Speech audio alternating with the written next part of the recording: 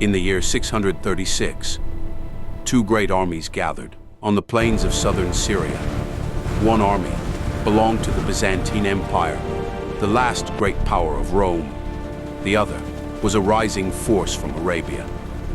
And at the center of this storm stood one commander, Khalid ibn al-Walid. Only a few years earlier, the Middle East had been dominated by two great empires. To the north and west stood the Byzantine Empire. To the east, the mighty Sasanian Persian Empire. For centuries, these two powers had shaped the fate of the region. But after the death of the Prophet Muhammad, peace be upon him, in 632, a new power began to rise. Muslim armies marching beyond Arabia. From the deserts of Arabia, Muslim armies began advancing north. Into the lands of Syria, cities began to fall, and the frontier of the Byzantine Empire started to shake. To reinforce the Muslim armies fighting in Syria, Khalid ibn al-Walid led one of the most remarkable marches in military history, across nearly 600 miles of desert, through harsh lands where few armies could travel. When Khalid arrived in Syria, the balance of the war began to change. Soon, Byzantine defenses began to collapse. Ajnadain, Bosra, and finally, the great city of Damascus.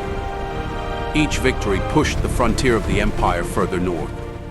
But these victories also forced the Emperor Heraclius to respond. From across the Byzantine Empire, a massive army was assembled. Byzantine soldiers, Armenian warriors, Slavic infantry, and Christian Arab allies. Many of these troops were veterans of Rome's eastern frontier. Their armor, their weapons, and their equipment were among the finest of the age. Modern historians estimate that the Byzantine army may have numbered between 80,000 and perhaps as many as 140,000 soldiers. The Muslim army was far smaller, perhaps 24,000 men, outnumbered but not defeated. Within the Muslim army, nearly 8,000 riders formed the cavalry arm, fast, flexible, and highly disciplined. Khalid intended to use this cavalry as the decisive weapon of the battle. The Byzantines also possessed powerful cavalry, armored cataphracts, heavy horsemen trained for devastating charges.